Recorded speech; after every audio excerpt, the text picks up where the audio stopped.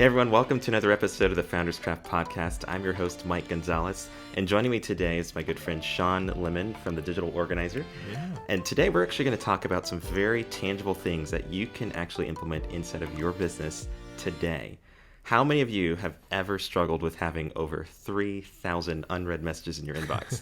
Now, while that might be an exaggeration for some, it's a reality for many. For quite a lot. For quite a lot. And today I've asked my friend Shawn to just unpack some of the things that he's done with many business leaders just like you on how they can get order within their inbox and also have more time to do the things that they love throughout the day.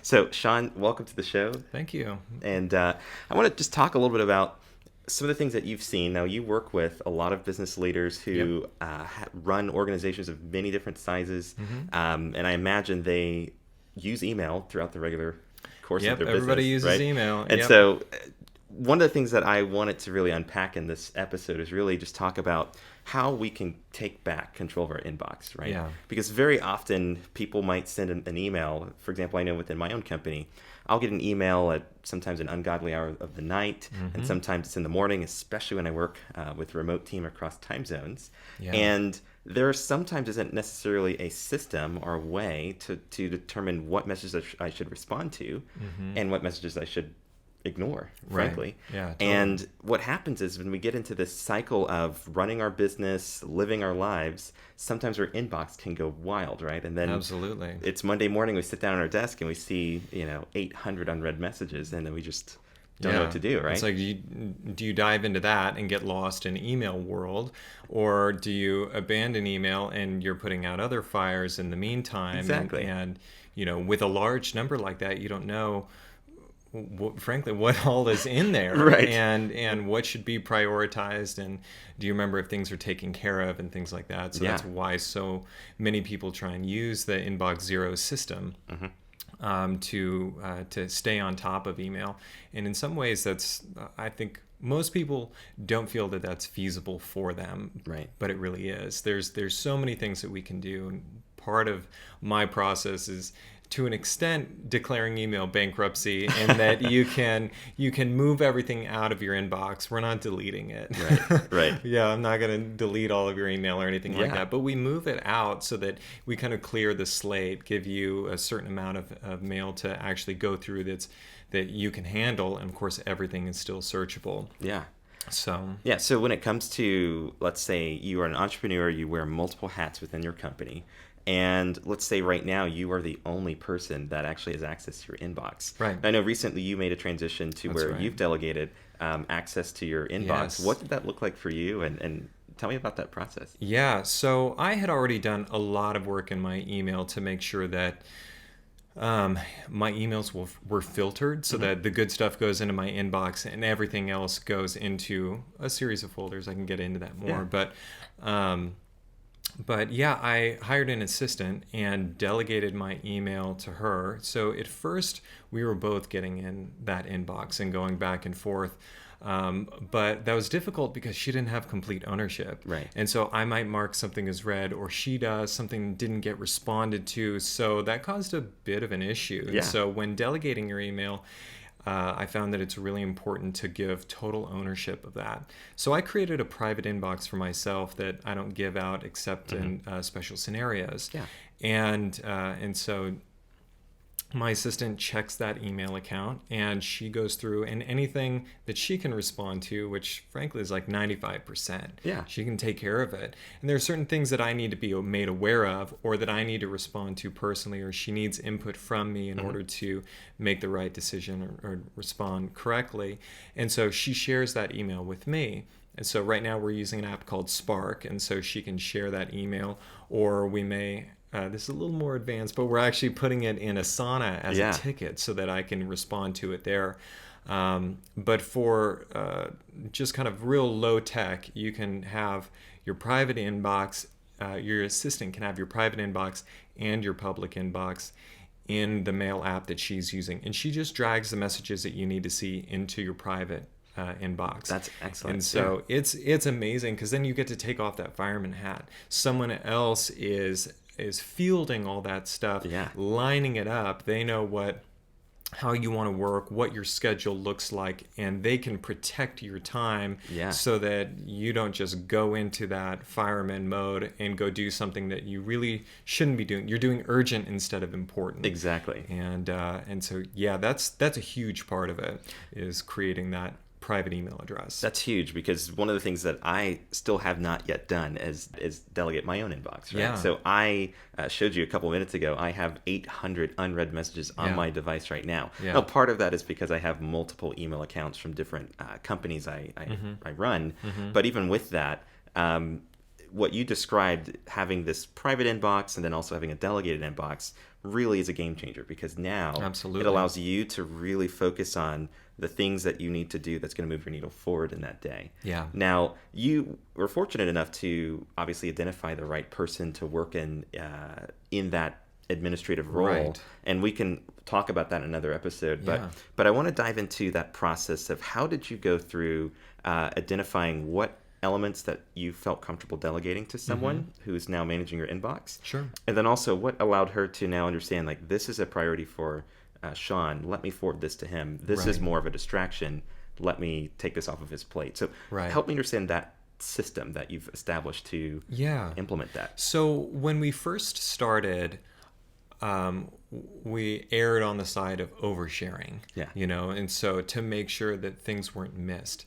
Now, I didn't completely give up control in that, in that I never look at it again. Right. So I still get into that inbox, but it's not in my app, my email app. I have to go to gmail.com and manually log in to look and review those messages. And if I click on something that's unread, I mark it as unread when I'm done so that she can respond and I'm not messing up her workflow. So, the mistakes aside of both of us sharing the inbox, once we got that private and she was able to share things, she overshared. And so, more stuff hit my inbox. And what I started doing is I would let her know how I wanted to respond. And I actually didn't respond myself most of the time. And now I hardly ever respond unless certain scenarios, or I will respond with all of the meat of what it is, and then say, okay, this is from me because it's all my wording. And then she might put a nicety at the beginning and at the end and kind of sandwich in my response.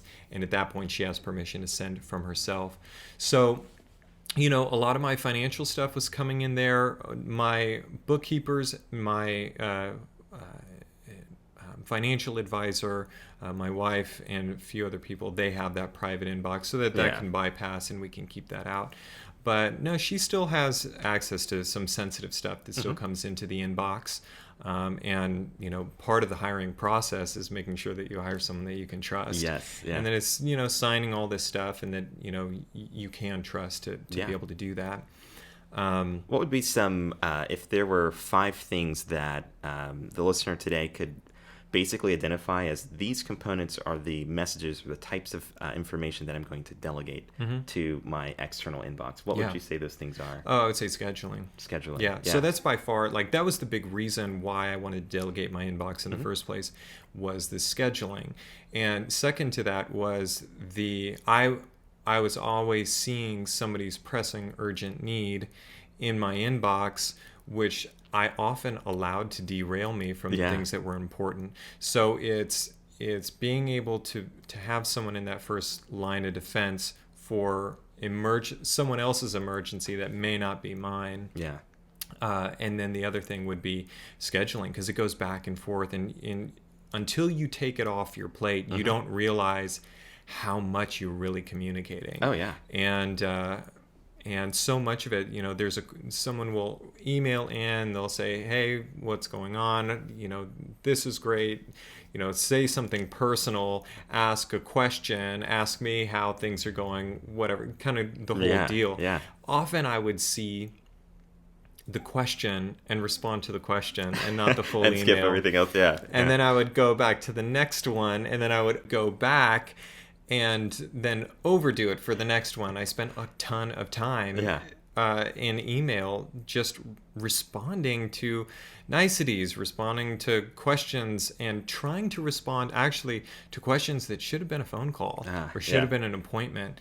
And it took me a couple of months to finally identify I was procrastinating responding to certain messages. And so that, I guess that would be the third thing, which is identifying messages that are going to be too long of an answer. And my assistant doesn't always know. And so it may seem like a quick question, but then I read it and realize, no, there's a lot to unpack here. We need to schedule an appointment. That makes sense. And so, that a lot of my time was spent answering questions that should have been billable or should have been responded to intentionally over a conversation. That makes a lot of sense. And so we can begin to take inventory of our inbox and really identify, again, how much time are we spending going back and forth just trying to schedule an appointment? And then two, having those side conversations just to break the ice or reconnect with individuals. Right. And then also third, like you said, the conversations that really should have been inside of a billable environment, right? Totally. On the phone or in person, the time it takes to respond back to that. And I can absolutely relate to that myself. And now, as we kind of think about this, so we've identified the top 3 things that we should be aware of that we could potentially delegate. Now, you'd mentioned that you use Spark to manage your email, right? And you mentioned that there was this delegation tool inside of it. Let's talk about that a little bit. So what is Spark? How can people find it? And does it work on Mac or PC? Or tell me about it. So Spark is right now Mac only. Okay. And then they have an iOS app, and they just came out with an Android app. So Windows is left out to dry right now. So there's don't many have options on Windows, version. I'm sure. Yeah. Yeah. So it's just an email app that you can give your email credentials, put in your username and password, and it'll pull in the email just like Mail or Outlook would. But it has extra features in that you can set up templates. So for, one of the big things that I've delegated is follow-up emails and also reaching back out to people to reconnect and see how things are going, because follow-up and just reconnecting with people is a huge way to bring in additional revenue. Absolutely. And make your clients happy. So so we set up templates for that, and so it makes it really easy. So I formulated a lot of all of that wording, or I'll have her create a template for it, and I go in and tweak it.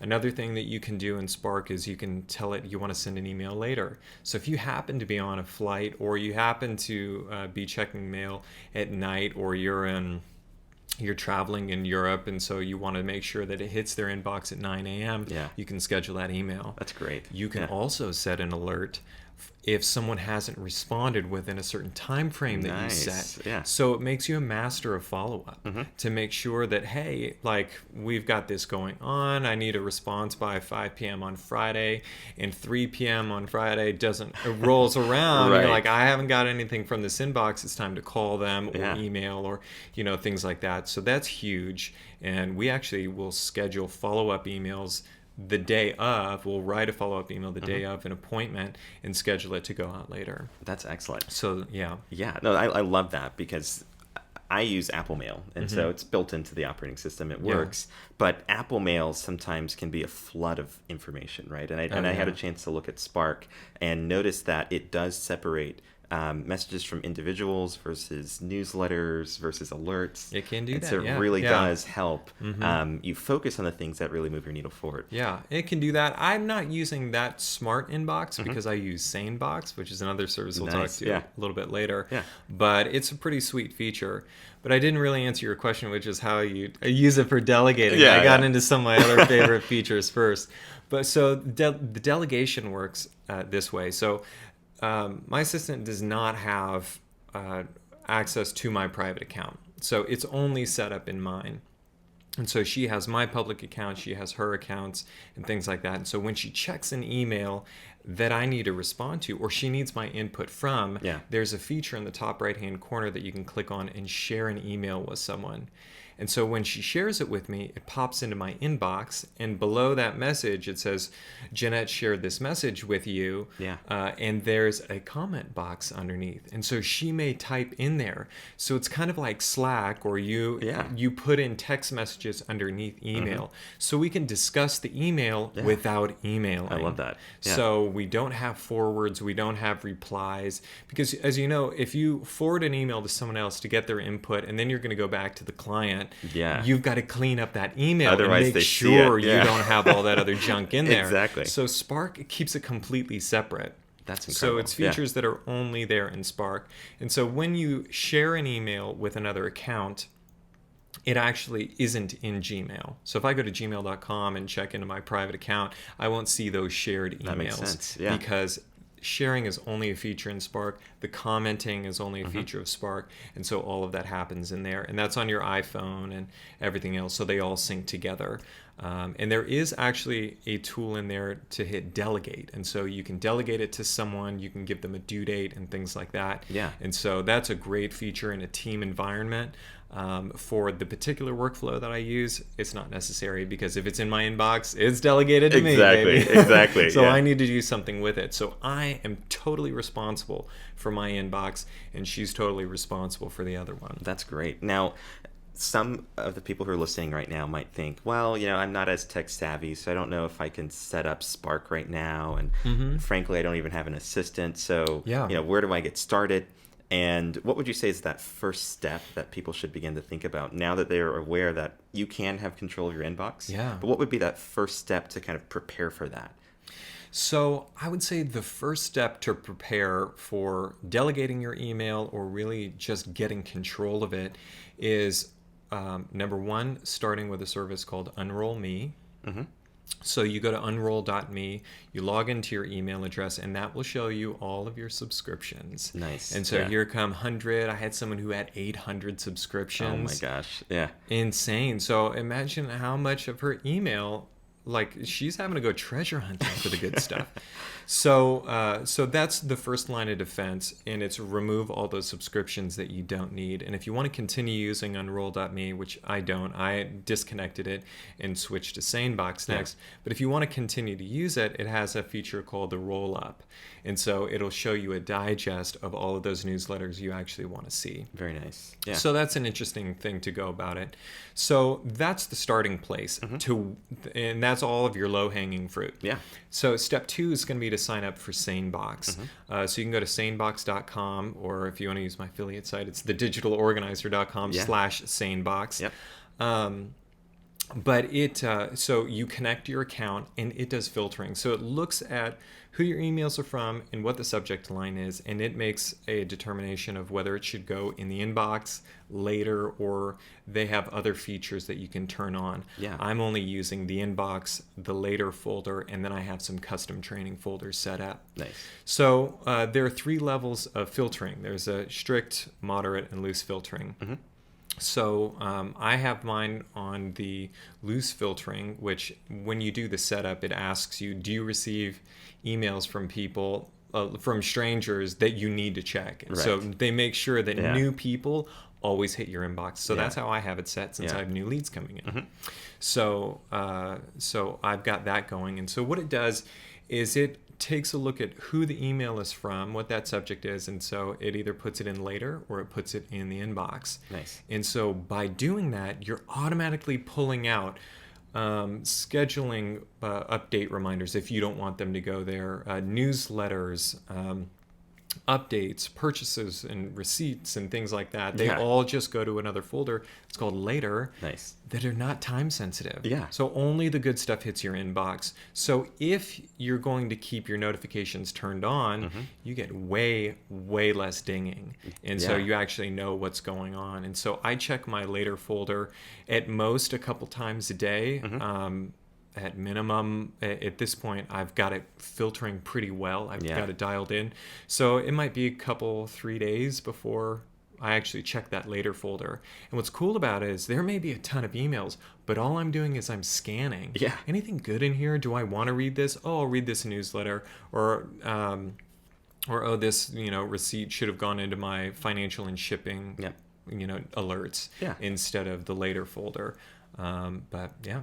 So that makes sense. So you set up the unenroll me, right? And so that once it's able to filter through the newsletters and all the things you're receiving that you realize, I really don't need to receive this. Then you set up the sane box, as you just mentioned. Now, help me understand, if you have sane box, why would someone need an assistant to help delegate the inbox? So help me understand. Let's talk about that a little bit. So SaneBox is going to do that filtering so that unimportant or non-urgent things aren't at the forefront of your attention. Right. So that's going to free up a lot of your time right there. So that's like the first big win with email. And then you can stay on top of it, and with your goal being getting to 0 every day and responding to things. So the only things that I left in my inbox are the things that haven't been replied to. Right. But there comes a point where you're still spending a lot of time there. And if you start tracking what you're spending time on, you'll realize pretty clearly when it's time to have somebody help you out with this stuff. And there's I use Michael Hyatt's task filter, and it I go through all of the tasks that I do throughout the day on a quarterly basis and determine, should I eliminate, automate, or delegate this? And so, after getting your email under control, you may decide to set up an online scheduling system, which I had done. And that helped, but still there's a lot of logistics. And it's all of those logistics that I just found myself spending too much time on and frustrated with. And that, I needed someone to help me with that. And that was just... I waited way too long. If you're thinking about it, the saying goes, if you're thinking about hiring an assistant, you should have done it a year or two ago. Yes. So because you're beginning to feel the pain of where that gap really is. And in another episode, we'll unpack what it was like for you to bring on an assistant and go through that process of discovering the right fit. And as we kind of wrap up, let's talk a little bit about the mindset as a business owner that you need to have when you've delegated your inbox, right? Because I imagine many of us in the beginning, when we have an inbox, we're so accustomed to either ignoring it altogether or trying to stay on top of all the messages as they're coming in, that I imagine when you delegate that role, there's still a temptation to respond. And did they get back to them, the person in the right time? So what was that like for you? And being a digital organizer, what were some of the challenges you've seen business leaders struggle with when it comes to delegated inbox? Well, as far as the struggle that I see with both with most business leaders is them wanting to get back into it and continually going back in and not giving complete control and realizing that is this other person's domain. So when it comes to delegating your email to someone else, the most important thing is that you set clear expectations in the beginning. So I use this form, again, it's one of Michael Hyatt's deals. It's called the Project Vision Caster. And so you clearly write down, what's your vision for this? Why are you doing it? What are the measures of success? What does success look like? What's the budget for it? How much time should you be spending? So you're really outlining your full expectations of what you want. And so at first I didn't do that. I said what I wanted, and most of the time it got done, but then more things got added, and I want you to follow up with this, and I want you to do all of these other tasks. And so part of that process is actually updating the Project Vision Caster and being very clear and having that line of communication open. So setting the right expectations from the beginning and defining the win. So how do they know that they are successful? How do you know that they are successful? And making sure that, my expectation is that we're at inbox 0 or very close to it by the end of the day, that we're responding to people within a 24-hour period. We're doing as few emails back and forth as possible. So if I get feedback from someone that it was hard to schedule, they went back and forth, and I look at that conversation, I realize, you know what? You need to ask all these questions up front. Let's create a template for this. And so that way we can start refining it. So really having clear expectations at the beginning and letting them know what you want them to respond to, what you want them to share, and in, you know, when you're first getting started, they're going to overshare with you, and if you're having them respond, you need to be clear about how and they why. should. Yeah. And so in that why piece, I feel is really the most important. Let them know, you know, people are so busy as it is, they're coming to us out of overwhelm, which means we can't add to that. We need to be as concise as possible and really tighten that up. And so it's like, okay, you know, with that why and the clarity, you know, we've got a lot better results. And then I ask. You know, I'll ask like, hey, you know, has this person been followed up with? You know, where are we at on here? And it's gotten to the point where I think it's funny when I ask, because I ask and I know it's already been done. Like, I should have known better. I just want to double check it just in case. You know, but now that we're actually using Asana, I can see when she's responded. So she checks something off because I'll assign it back to her after I've given her the piece of information that she needs. And so if you are listening to this episode and you want to have Shawn's help really building a system for how you can organize and get control of your email, you can find him at thedigitalorganizer.com. That's right. And he will be able to take care of you. He and his team will be able to take care of you and also help you take control of your inbox. So, Shawn, thanks for joining me on this episode, and glad to have you here. Thanks for having me. And can't wait to have you on again. Yeah.